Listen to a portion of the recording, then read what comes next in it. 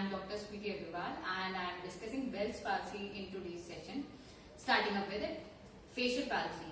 Facial palsy को अगर हम जनरल टर्म्स में समझें, it is a paralysis of facial muscles which we can say it's a facial paralysis. It can be because of the three reasons.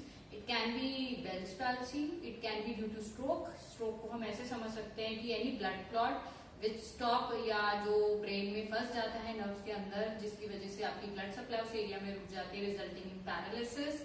और हम third cause कह सकते हैं स्कल फ्रैक्चर, जिसकी वजह से भी कोई फेशियल पैरालिसिस हो सकती है.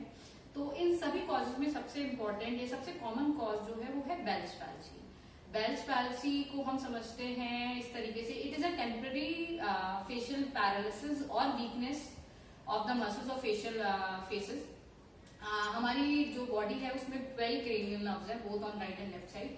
ये 12th क्रेनियल नर्व में से हमारी जो 7th क्रेनियल नर्व है, that is a facial nerve, जो हमारी फेस को सप्लाई करती है, दैट गेट्स वीक और पैरालाइज, जिसकी वजह से हमारे जो फेशियल एक्सप्रेशन है वो अफेक्ट हो जाते हैं. ये कुछ इस तरीके से अफेक्ट करते हैं.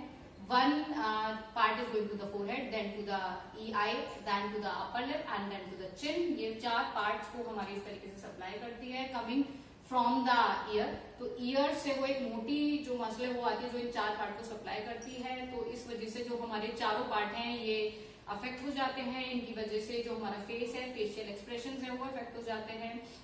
बेल्स पाल्सी का जब भी हमारे पास पेशेंट आता है तो हम उसे कैसे डायग्नोस करेंगे, ये कैसे पता चलेगा कि ये बेल्स पाल्सी का है. तो उसके अंदर जो प्रॉब्लम्स मिलती हैं, दैट इज उसको पाउटिंग में प्रॉब्लम करने आती है, या हम उससे कहेंगे मुंह में हवा भरे, तो वो पॉसिबल नहीं, एक तरफ से हवा निकलनी शुरू हो जाएगी. उससे हम बोलेंगे कि अपना फ्राउनिंग करे या गुस्सा दिखाए, या आंख बंद करके देखेंगे तो उसकी पूरी आई क्लोज नहीं होगी. कई पेशेंट्स में सलाइवा ड्रूप होने की भी प्रॉब्लम आने लगती है कि थूक निकलता है मुंह से. ये सब प्रॉब्लम्स आती हैं. और जो नॉर्मल साइड होता है हम उससे बोलेंगे हंसने के लिए. जब भी पेशेंट हंसेगा तो जो नॉर्मल साइड होगा उसका जो एंगल ऑफ माउथ होगा, आईज होंगी, they will go up. And जो हमारा अफेक्टेड साइड होगा, मान लीजिए मेरा लेफ्ट अफेक्टेड है, तो उसका जो सारी चीजें होंगी वो ड्रूप डाउन होंगी. ठीक है, हम उसको हंसने के लिए बोलेंगे. तो जो मेरा मान लीजिए लेफ्ट अफेक्टेड है तो लेफ्ट साइड पे कोई एक्सप्रेशन नहीं आएगा और राइट साइड पे सारे एक्सप्रेशन आएंगे. तो उससे हम ये लगा सकते हैं कि हमारी लेफ्ट साइड पैरालाइज्ड है. अच्छा, व्हाट आर द कॉजेज, कि क्या कॉजेज है बेल्स पैल्सी के केस में? मोस्टली ये वायरल इन्फेक्शन की वजह से होता है. तो एप्स्टेन-बार वायरस और हर्पीज जोस्टर वायरस या एप्स्टेन-बार वायरस, हर्पीज सिम्प्लेक्स वायरस, ये सब इसके कॉजेज हो सकते हैं. ईयर इन्फेक्शन की वजह से ये होता है, स्ट्रेस की वजह से, multiple sclerosis, late days of pregnancy में मिलता है, क्रॉनिक आपकी डायबिटीज है उसमें ये देखने को मिल जाता है. और जैसे कई बार ईयर इन्फेक्शन हो जाता है उसकी वजह से हमें देखने को मिलते हैं. तो ये कुछ कॉमन कॉजेज हैं जो हमें पेशेंट्स में मिलते हैं, जिससे हमें उसकी टियोलॉजी पता चलती है. या अच्छा, एक चीज और है कि हमें ये पता कैसे चले कि जो पेशेंट को पैरालाइज हुआ है या फेस पे पैरालिसिस है, that is because of Bell's palsy और that is because of stroke. तो जब भी कोई पेशेंट हो जिसके फेस में खाने में दिक्कत है, च्यूइंग में प्रॉब्लम हो, सलाइवा बहुत आ रहा है या आई क्लोज नहीं हो रही है, तो उस केस में हम पेशेंट से हमेशा बोलते हैं कि अपने दोनों हाथों से किसी चीज पे प्रेशर लगाए या दबाए. तो अगर उस दबाने में या प्रेशर लगाने में उसको वीकनेस या कमजोरी महसूस होती है, दैट मीन्स उसकी वो problem can be because of stroke. तो ही और she needs to go and to the hospital directly. और अगर उसको ये वीकनेस या कमजोरी नहीं है तो ये केस आपका बेल्स पैल्सी का हो सकता है. अब coming on to this treatment part, कि हम इसके ट्रीटमेंट में क्या करते हैं. तो इस केसेस में हम सबसे पहले आता है मसल स्टिमुलेटर. मसल स्टिमुलेटर बहुत इंपॉर्टेंट रोल प्ले करता है बेल्स पैल्सी के केस में. इसके 2 तरीके के करंट होते हैं, galvanic and Faraday. Galvanic current हम यूज करते हैं फेशियल पैल्सी के केस में. स्मॉल मसल्स में हम कह सकते हैं गैल्वेनिक करंट यूज करते हैं. और हम इस केस में पेशेंट को बोलते हैं कि गुब्बारा फुलाए, बलून को फुलाने के लिए बोलते हैं. उससे जो बच्चों वाली विसल आती है उसको विसलिंग करने के लिए बोलते हैं. हम स्ट्रॉ से पानी पीने के लिए बोलते हैं, क्योंकि उससे ये स्ट्रॉ से या बलून से जो भी हमारा जो ये एंगल जो मसल्स अफेक्ट हुई है इनकी एक्सरसाइज होती है. हम पेशेंट से बोलते हैं कि मिरर के आगे एक्सरसाइज करें. तो उस केस में हम क्या करते हैं, हम अपने नॉर्मल साइड पे अपना हाथ रख देते हैं और जो हमारी अफेक्टेड साइड है उससे आई क्लोज करने की कोशिश करते हैं. और जैसे हमारी ये भुहें ये उठती नहीं है, जो आईब्रोज है ये उठती नहीं है, तो इसको अपने हाथ से हम उठाने की कोशिश करेंगे.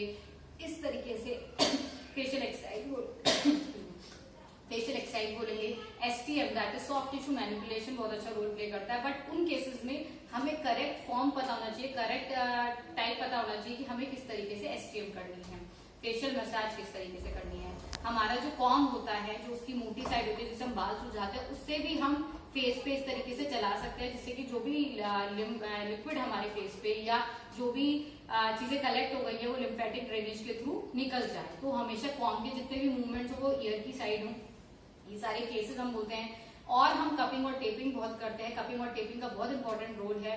I had a case that was of 7-year kid. He was not comfortable with muscle stimulator. वो muscle stimulator से बहुत ज्यादा डर रहा था, तो उस केस में कपिंग ने बहुत अच्छा रोल प्ले करा। कपिंग के थ्रू उस केस में काफी हेल्प मिली।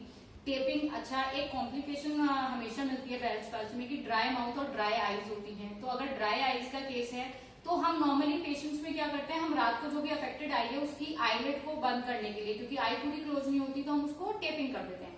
बट उस केस में क्या होता है, हमने आईलेट जब करी, हमने अपर आई को बंद करने के लिए, अपर आईलेट को बंद करने के लिए हमने उस पर टेपिंग कर दी। But in that case upper eyelid तो बंद हो गई, बट ये जो लोअर आईलेट है इसको हमने नहीं ध्यान दिया, ये इग्नोर हो गई। उस केसेस में हमारी जो टेपिंग होगी वो हमेशा पहले या नीचे से इस तरीके से उठाते हुए होगी, देन हम ऊपर अपर टेपिंग करेंगे ताकि हमारी लोअर आईलेट पे अपनी पोजीशन में आ जाए। कपिंग टेपिंग बहुत अच्छा रोल प्ले करते हैं इन केसेस में। तो ये जो आपकी ड्राइनेस ऑफ आई है ये कॉम्प्लिकेशन है जिसपे हमें हमेशा ध्यान देना चाहिए, क्योंकि ये कई बार scarring and loss of vision भी कन्वर्ट हो सकता है, तो it should be taken care. Coming on to the precautions part की बेल्स पाल्सी के केस में क्या प्रिकॉशंस फॉलो करें। मैंने कई बार सुना है कि कई लोग बोलते हैं कि च्युइंगम खानी चाहिए मैम, एक क्लिनिक में भी आते हैं कि मैम डॉक्टर ने हमें च्युइंगम खाने के लिए बोला है, या जिस भी फिजिशियन के पास गए हैं। तो उस केस को आप एक तरीके से समझिए कि हमारी एक साइड ऑलरेडी वीक है, ऑलरेडी पैरालाइज्ड है और हम उससे लगातार मूवमेंट करवा रहे हैं, हम उससे लगातार च्युइंगम खिलवा रहे हैं, तो वो जो ऑलरेडी वीक है वो तो फटीग पे आ जाएगी, फटीग पे आ गई तो ब्रेकडाउन के चांसेस बढ़ जाएंगे। तो ऐसे केसेस में जो च्युइंगम है दैट शुडंट बी टेकन, मतलब मैं उसको मना करती हूँ कि च्युइंगम नहीं खानी चाहिए। अगर फिर भी आपको लगता है कि नहीं जी हमारे फिजिशियन ने बोला है कि हम च्युइंगम खाएंगे, हमें जरूरी है, तो उस केस में आप एक बार बोल दो कि खा लो, उससे ज्यादा I won't allow any patient कि आप च्युइंगम खाओ। और जब भी आपका पेशेंट आपके पास ट्रीटमेंट के लिए आए या वो कहीं बाहर जा रहा है and he is affected by Bell's palsy, तो उसको हमेशा फेस कवर करने के लिए बोलिए, उसका ईयर कवर होना चाहिए हमेशा, ताकि ईयर में कोई हवा ना जाए या ईयर में कोई आपका वाटर ना जाए जिससे इन्फेक्शन बढ़ सकता है। तो ये सारी चीजें हमेशा प्रिकॉशंस लेनी चाहिए। बेल्स पाल्सी नॉर्मली 90% केसेस में रिवर्ट बैक हो जाती है, ठीक हो जाती है, क्योंकि it's a temporary case, but 10% cases अभी भी ऐसे हैं जो परमानेंट के फॉर्म में चल जाते हैं, जो क्रोनिक हो जाते हैं। तो बेल्स पाल्सी का जो ट्रीटमेंट होना चाहिए, जो एक्सरसाइजेस होनी चाहिए, that should be taken proper.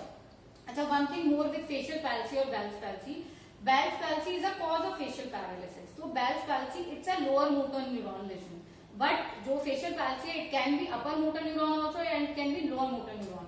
तो इस दोनों केस में एक सबसे कॉमन डिफरेंस जो वो होता है कि बेल्स पैल्सी में हमारी आई अफेक्ट होती है और आई क्लोजर नहीं होता, बट जो हमारा फेशियल पैल्सी है जो किसी और कारण से भी हो सकता है, तो उन केसेस में हमारी जो आई होती है वो बिल्कुल नॉर्मल रहती है, आई क्लोजर में कोई प्रॉब्लम नहीं आता।